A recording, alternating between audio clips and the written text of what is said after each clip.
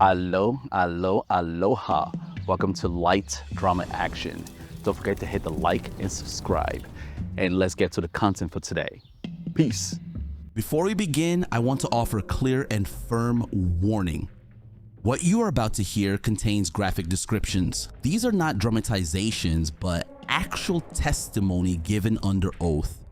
This content is intended for mature audiences only. Listener discretion is strongly advised.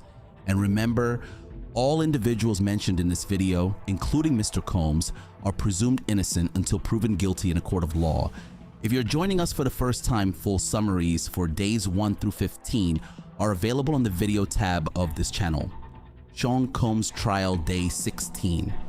Sean Diddy Combs' federal trial resumed for day 16 with two very different witnesses stepping into the spotlight. First came Frank Piazza, a forensic video analyst with a measured demeanor and a precise way of speaking. Projected an air of clinical authority as he explained his role in preserving key visual evidence. A few hours later, Bryana Bongolan took the stand under a grant of immunity. In contrast to the buttoned down expert, Bongolan presented a fraught mix of vulnerability and defiance.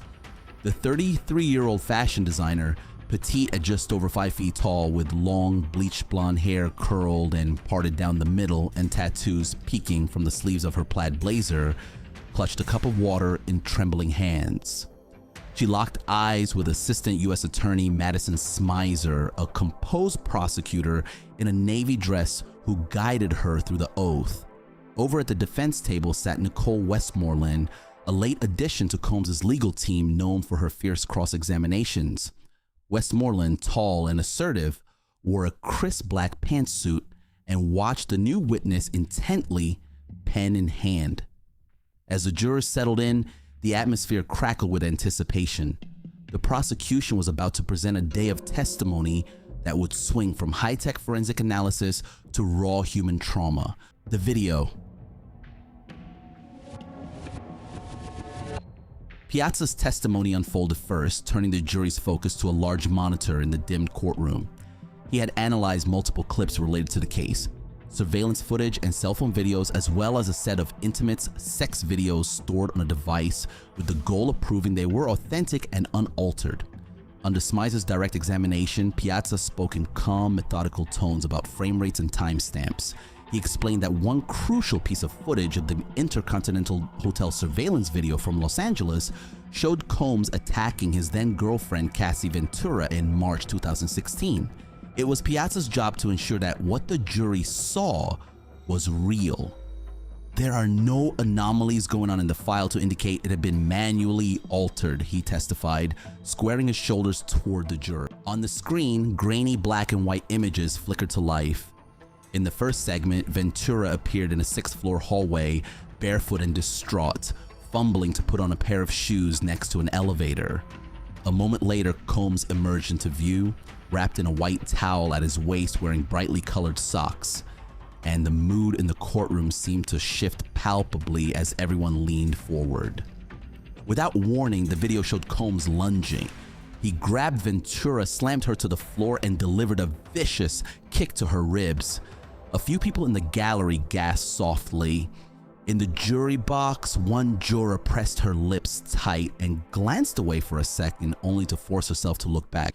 Some spectators at the back dabbed their eyes or turned their heads at the sight of Ventura's small figure being stomped and dragged on screen. Combs himself sat rigidly at the defense table, jaw clenched. As his own violent conduct played out from 9 years ago, he maintained a mask of detachment, though at moments he leaned forward to whisper to his lead attorney, Tenny Garagos, who watched the monitor with steepled fingers. Piazza narrated the harrowing scene in a neutral, almost clinical voice over the silent images. The male picked up an object on a small table, what appears to be a vase, and threw it across the room at the woman, he said at one point, as a later portion of the footage showed Combs hurling a glass vase at Ventura. Through a hallway mirror on the video, Combs could be seen pausing to sit in a chair, then whipping the vase so hard that it shattered off-screen near Ventura's position. A collective wince seemed to pass through the jury as they watched Ventura scramble out of the way. In another camera angle, Piazza pointed out Ventura appearing at the far end of the corridor, trying to flee toward the elevators half-dressed after what she later described as a freak-off sexual encounter gone violently wrong. Combs was then caught on a different camera, dragging Ventura back toward the hotel room by her arm. He lost his grip for an instant, enabling her to break away, and enraged, he threw the vase as she ran. Shortly after, a hotel security guard arrived on the scene, then stepping aside to talk to Combs alone in the hallway, while Ventura slipped back into the room to grab a duffel bag. In the footage, Ventura then walked away down the hall, finally escaping the situation while Combs lingered, picking up a cell phone from the floor. The last image of the sequence was Combs strolling calmly after her, one hand clutching the phone and the other keeping his towel cinched at his waist, an almost banal ending to a scene of shocking brutality. For the jury, the assault video was like watching a horror film in slow motion, played again and again. Piazza testified that he had restored the footage to its original speed because the copy investigators first obtained was unintentionally sped up due to a technical quirk.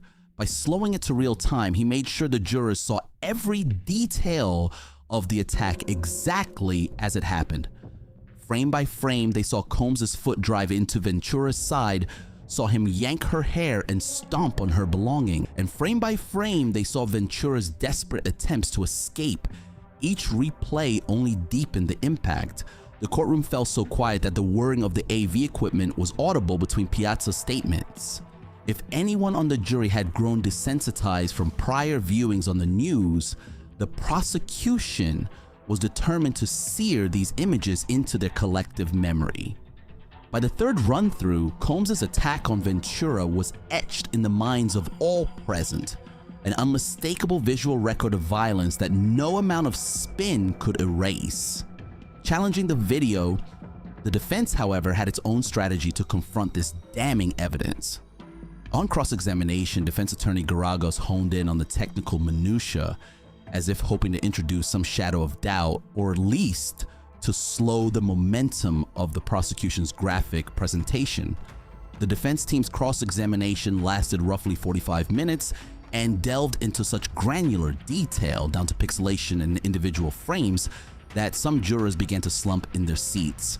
If Garagos' goal was to numb the impact of the video by analyzing it to death, it was a risky gambit. They hadn't actually refuted a single thing Piazza said, nor disputed that the footage showed Combs brutally attacking Ventura. Instead, the jury was made to watch the assault over and over as Garagos slow-walked through the technical questions, narrating frame by frame in excruciating detail.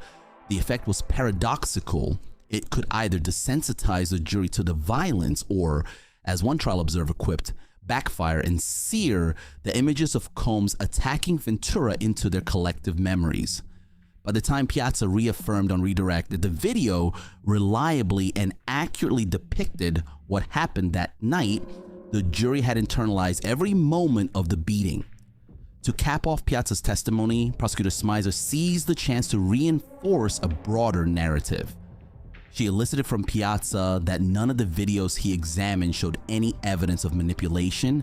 In fact, Piazza revealed that he had analyzed a total of 5 videos for the government, not only the hallway footage, but also 2 cell phone videos and 3 surveillance clips tied to Combs' interactions with Ventura. One piece of evidence was particularly chilling: a clean cell phone recording of the hotel's security feed taken on the very day of the assault, March 5th, 2015, an earlier incident at the same hotel a year prior. Piazza confirmed the cell phone video was made by pointing a phone camera at the surveillance monitor. This suggested that someone, perhaps an insider, had preserved evidence even after Combs' team thought they had bought and buried all copies of the tape. Yet here the video was emerging like a ghost. If Combs' worst fear was the world seeing his violence, that fear had come true. Not only did CNN broadcast the leaked clip last year, but now a forensic expert was vouching for its integrity in federal court, transforming that footage into powerful evidence of his crimes. Mr. Piazza, you mentioned reviewing sex videos as well, Smizer said, her voice echoing slightly. A hush fell over the room at the mention of that phrase. Piazza explained that he had been provided with a trove of explicit videos extracted from one of Cassie Ventura's electronic devices, videos that the court kept under seal due to their graphic nature. There were 10 in total, all recorded years ago in 2012 and 2014. Piazza's role was to enhance the audio and clarity of at least one sexually explicit video, so its contents could be discerned. He didn't describe these tapes in detail for the jury, but everyone understood they related to the freak-offs at the center of the sex trafficking allegations. After a brief recess to untangle a wiring issue with the courtroom monitors, the prosecution called its next witness, Bryana Bongolan. She had been waiting nervously in the hallway and now entered flanked by U.S. Marshals and her attorney. Just before the jury returned, Judge Arun Subramanian signed an order granting Bongolan immunity from prosecution for anything she might admit in her testimony. Only then did she raise her right hand and swear to tell the truth. In a voice barely above a whisper, Bongolan introduced herself to the jury. She confirmed she is 33 years old and works in fashion design. Smizer's early questions established how Bongolan met Cassie Ventura around 2013 at a streetwear company where they both worked, and how they became inseparable friends. "One of my close friends," Bongolan said, managing a faint smile when describing Cassie. The two shared more than creative projects. They shared secrets, habits, and eventually trauma. Smizer gently guided her to recall those days. What did they like to do together? "Get high," Bongolan answered candidly. A ripple of surprise went through the courtroom at her bluntness, but Bongolan didn't flinch. She proceeded to list the drugs she and Cassie frequently used, a lot of marijuana, cocaine, ketamine, stuff like that, plus ecstasy, Molly, GHB, even LSD and Vicodin made their way into the mix. "Eventually, it definitely created a habit," she said ruefully. The prosecutor and witness were painting a picture. Two young women immersed in the neon glamour of the music and fashion scene, bonding through partying and spiraling into addiction together. Yet there was a shadow over those seemingly freewheeling days. Bongolan testified that from the very start she had reservations about Cassie's relationship with Sean Combs. "I just wasn't ultimately fond of what I was seeing," she said of her early impressions of Combs.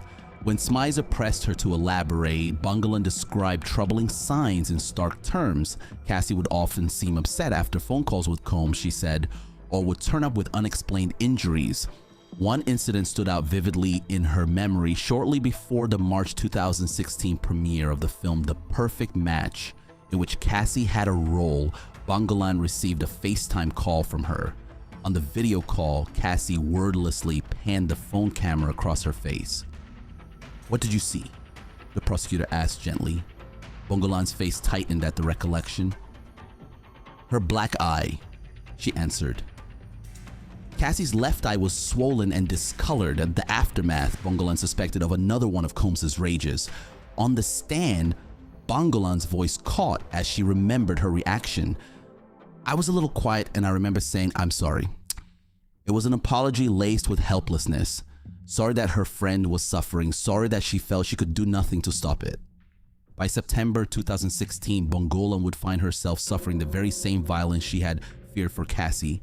Gathering her courage, she recounted for the jury the night she says Sean Combs held her life in his hands. It was Labor Day weekend, 2016, and Cassie had recently broken up with Combs yet again. Bongolan had come to stay with Cassie in her new 17th floor condo in West Los Angeles, partly to hang out and partly because Cassie didn't want to be alone if Puff, as they called him, showed up angry.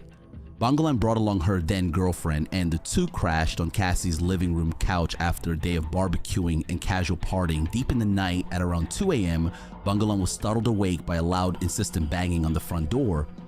"It was Puff banging loudly," she testified. In that instant, fear spiked through her. She knew Combs had a volatile temper, especially when fueled by jealousy or drugs. Now he was at the door unannounced, and Bongolan sensed nothing good could come of it. Acting on the instinct, she sprung up and immediately told her half-asleep girlfriend to hide. "I didn't want to expose her to the things that I'd seen," Bongolan explained.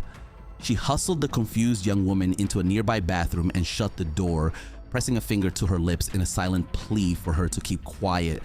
With her girlfriend safely out of sight, Bongolan took a deep breath to steady herself. She decided to step out onto the balcony and act casual, hoping perhaps Combs would calm down if the situation appeared normal. The condo's balcony jutted out high above the city, 17 stories up, with a panoramic view of the Los Angeles skyline sparkling in the early morning darkness. Bongolan thought perhaps she could play the role of an unwitting friend enjoying the night air, as if nothing unusual was happening.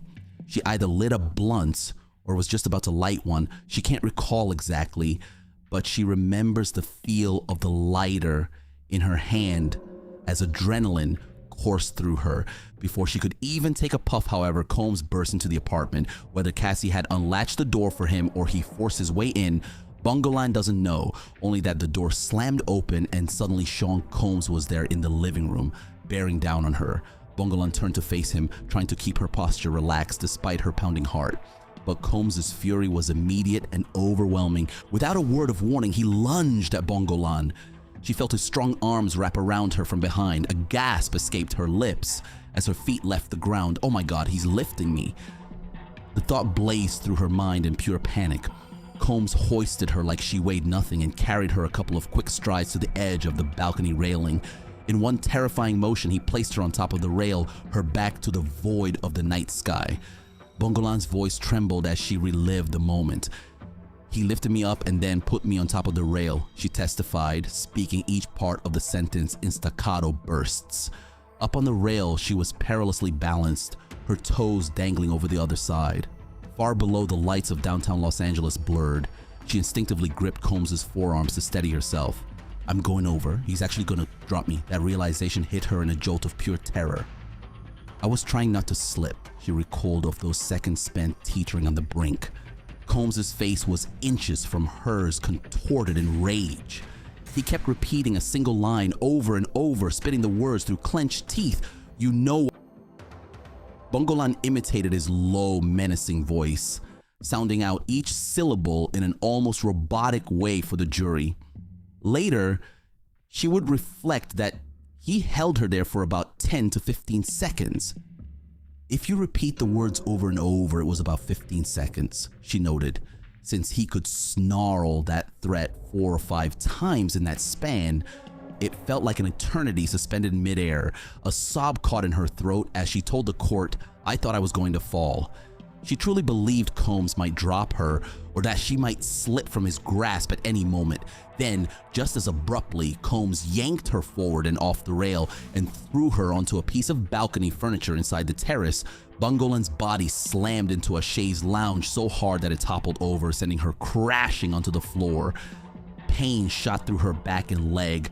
Dazed, she scrambled to get away, fearing he might grab her again, but Combs stepped back, seemingly satisfied he had made his point, whatever twisted point that was. Bongolan was left crumpled on the patio tiles, gasping in shock. Cassie Ventura came running at the commotion. According to Cassie's own testimony, she did not witness the exact moment Combs held Bongolan over the edge. She had been behind him in the doorways, but she did see him haul Bongolan off the rail and fling her down. Cassie screamed, and for a tense beat, the two women braced for further violence. Combs loomed over them, seething.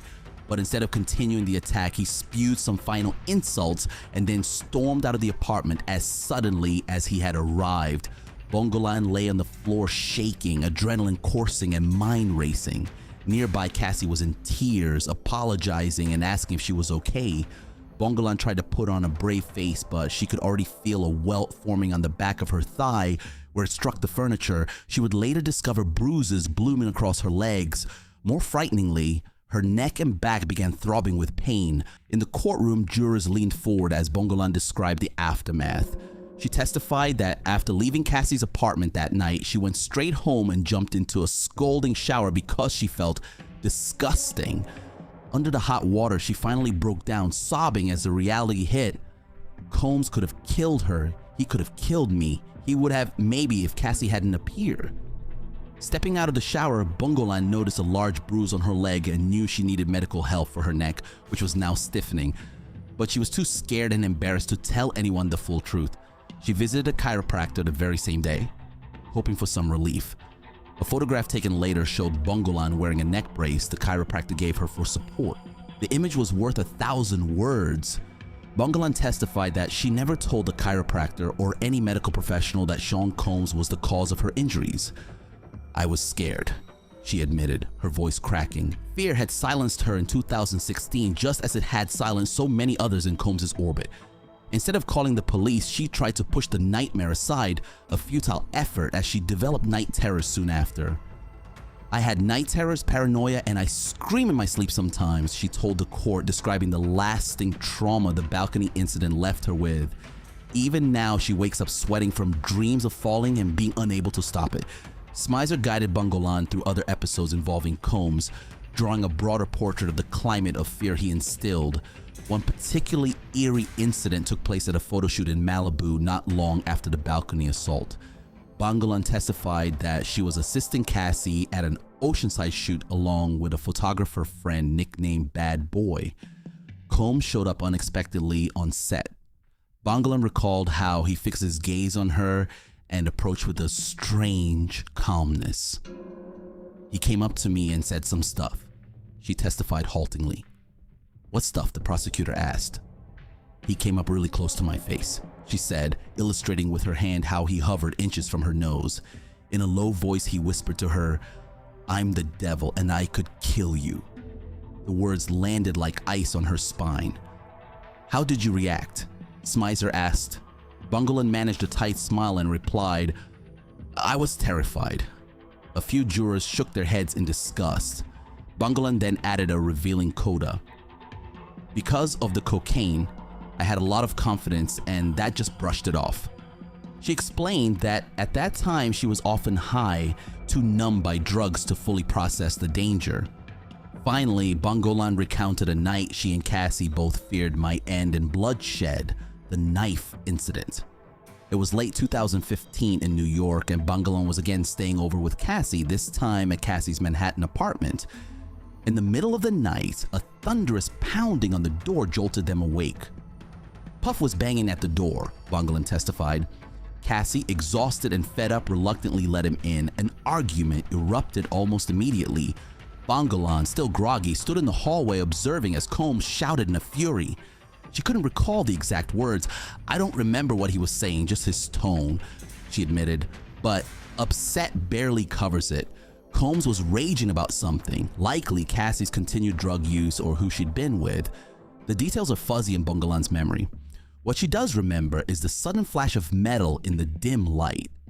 "I just remember seeing a knife get thrown in her direction," Bongolan testified, nodding toward Cassie in recollection. Combs had grabbed a kitchen knife and flung it at Cassie. It sailed past her, clattering against the wall. Cassie, adrenaline surging, picked up the same knife and hurled it back at him in a startling act of defiance. Her aim wasn't true. The knife didn't hit Combs, but it shocked him enough to make him pause.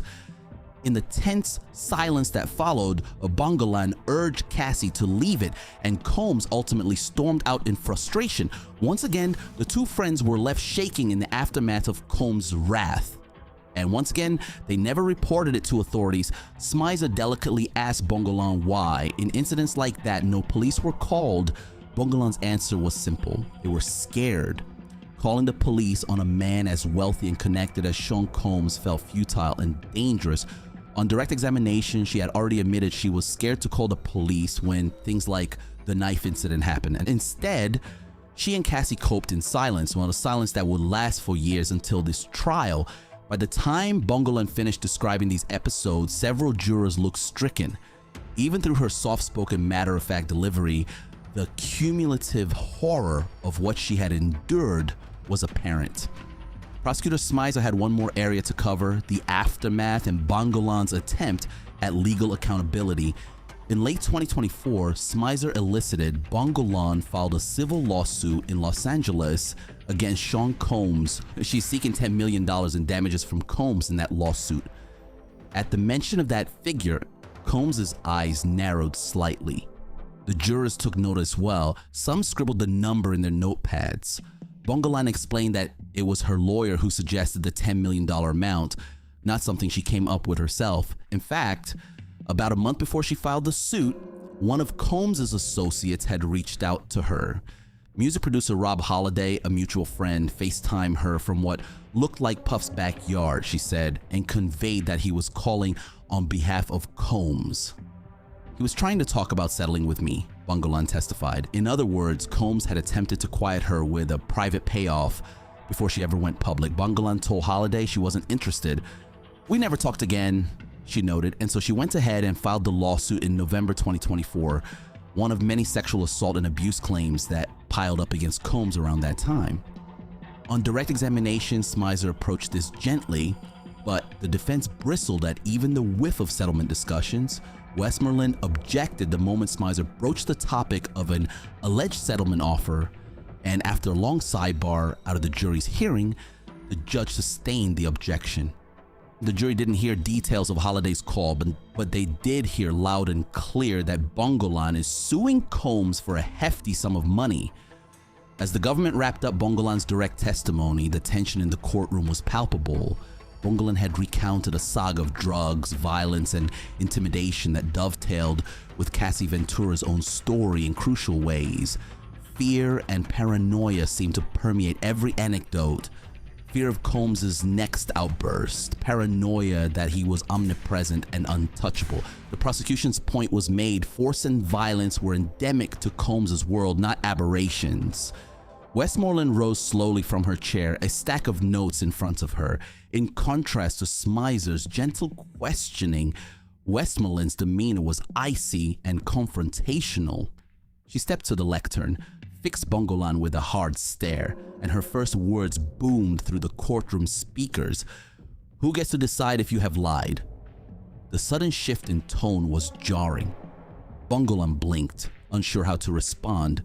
Westmoreland let the question hang, then rephrased it sharply. "Tell me, Miss Bongolan, who is it that determines if what you're saying is the truth or not?" Bongolan faltered. "The jury, I guess." "That's right," Westmoreland snapped, turning to the jurors. "Only evidence, not your opinion of yourself, will show whether you're lying." An objection from Smizer on grounds of argumentative tone was overruled. The judge gave a mild caution to focus on questions. Thus, set on her path, Westmoreland began tearing into Bongolan's credibility with a fervor that hadn't been seen yet in this trial. Earlier defense cross-examinations of Combs' accusers had been cautious, even deferential, so as not to appear like bullying. But Westmoreland adopted the opposite strategy. She went on the offensive and hard. First, she aimed to expose inconsistencies between Bongolan's testimony today, her prior statements to the government, and what was written in her civil lawsuit. Pulling out a sheaf of interview summaries, Westmoreland peppered Bongolan with precise questions.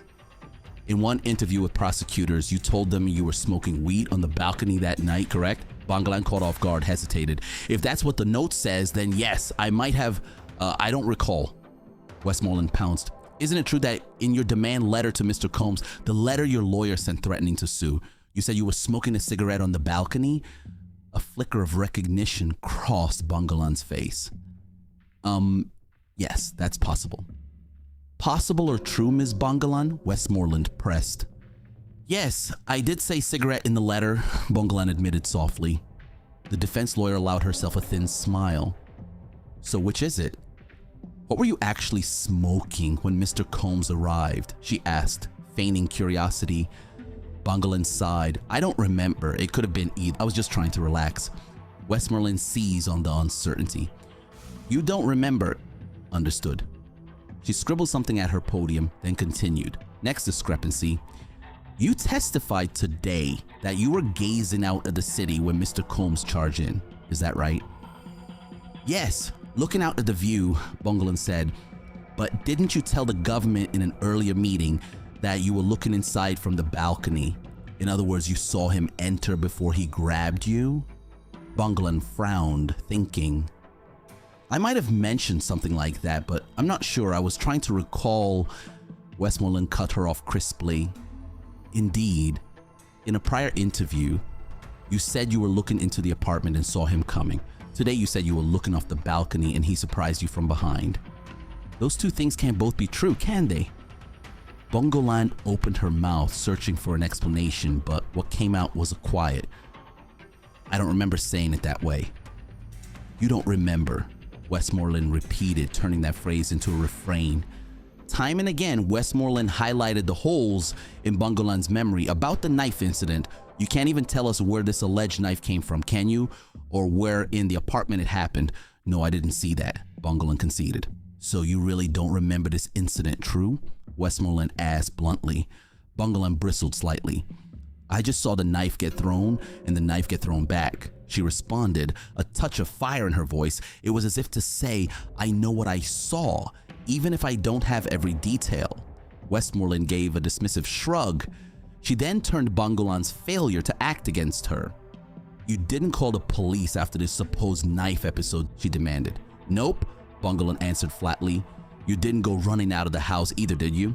He left, Bongolan replied, indicating Combs departed first. Westmoreland arched an eyebrow. Mr. Combs left and you and Ms. Ventura stayed in the apartment. Life as usual. No police, no report, no hospital, nothing. The implication hung in the air. If it was truly that scary or dangerous, why didn't you seek help? Bongolan stared down at her lap. Fear? The same reason Cassie hadn't called police in her worst moments was the obvious answer. Next, Westmoreland addressed the elephant in the room, drugs. Bongolan had freely admitted to extensive drug use during direct, but the defense attorney drove the point home with exhaustive detail. In a withering tone, she asked Bongolan to confirm each narcotic she and Cassie had indulged in. Marijuana? Yes. Edibles, THC? Yes. Cocaine? Yes. Ketamine? Yes. Ecstasy? GHB? Yes, Combs gave me that. I'd never done G before him, Bongolan added, which only made Westmoreland smirk. Acid, meaning LSD? Yes. Vicodin? Prescription opioids? Yes. By the time Westmoreland finished the list, it sounded positively scandalous. Bongolan and Cassie weren't just casual party girls. Westmoreland painted them as partners in a veritable drug buffet. And isn't it true you not only used drugs with Ms. Ventura, you supplied them to her? She asked, citing Bongolan's own testimony that she sold drugs to Cassie while they worked on a t-shirt business together. Bongolan admitted that was true. She'd introduced Cassie to dealers and sometimes acted as a middleman to get her drugs. The jury's eyes widened. Here was a witness conceding she had been a drug dealer, albeit a small-time one, to the alleged victim, Cassie. Westmoreland's subtext was clear. Bongolan was hardly a naive innocent. She was deep in an unhealthy drug-addled lifestyle with Cassie. Indeed, Bongolan freely admitted that due to her heavy drug use at the time, some memories were hazy. She had even struggled on direct to recall certain dates and sequences. Now the defense weaponized that against her. Miss Bongolan, you were using drugs heavily during these years, right? Yes. So it's fair to say you don't remember some key details of things you're claiming happened? I remember the main things. Some small details, no, Bongolan replied, trying to maintain her composure. Westmoreland leaned into the microphone, voice booming. You really don't remember, do you? She shifted to suggest that Bongolan's story wasn't even entirely her own, that she and Cassie Ventura had coordinated their accounts as a tag team. You and Cassie discussed locations where this happened, true? She asked. Bongolan admitted, yes. They had talked about the condo and balcony specifics. You and Cassie were discussing potential dates? Yes, Bongolan said. The implication was that the two friends might have massaged their timelines to match, or perhaps even made details up together. Westmoreland posited that Cassie's civil lawsuit, the one Cassie filed in 2023 accusing Combs of abuse, contained a reference to Combs dangling a friend over a balcony. Isn't it true Ms. Ventura wanted to name you in that lawsuit? Westmoreland asked. Bongolan acknowledged that Cassie had asked her permission to mention her by name, and Bongolan said no, she wasn't ready to be publicly identified then. In fact, Cassie's filing did describe the balcony incident involving a female friend without naming Bongolan. So the two of you discussed that incident in detail before she filed her suit, correct? Yes. Westmoreland zeroed in. Cassie didn't actually see the dangling though, did she? Cassie only saw Combs pulling you off the rail, right? Bongolan agreed that was correct. The defense suggestion was clear. Cassie and Bongolan might have embellished the story together after the fact. Cassie to bolster her own claims and Bongolan to support her friend. Bongolan firmly denied making anything up, but Westmoreland had planted the seed of doubt she wanted. Finally, Westmoreland addressed the $10 million motive hanging over Bongolan's testimony. "You are seeking $10 million from Mr. Combs, aren't you?" she asked brusquely. Bongolan reiterated that figure and her reason. "Yes, $10 million because I wanted justice." Westmoreland's tone dripped with skepticism. "Justice or a payday?" Smizer objected, and the judge sustained, instructing the jury to disregard the snide remark. But the damage was arguably done. The jurors had been reminded that Bongolan stood to gain financially if Combs goes down. Westmoreland pressed on, "Isn't it true that before you ever went to the police or prosecutors, you went to a lawyer to file a lawsuit?" Bongolan had to concede that yes, she pursued civil action before engaging with law enforcement. In fact, it was likely the criminal investigators who later approached her once Cassie and others came forward. Westmoreland let that timeline sink in. Lawsuit first, criminal cooperation second. The implication: this is all about money.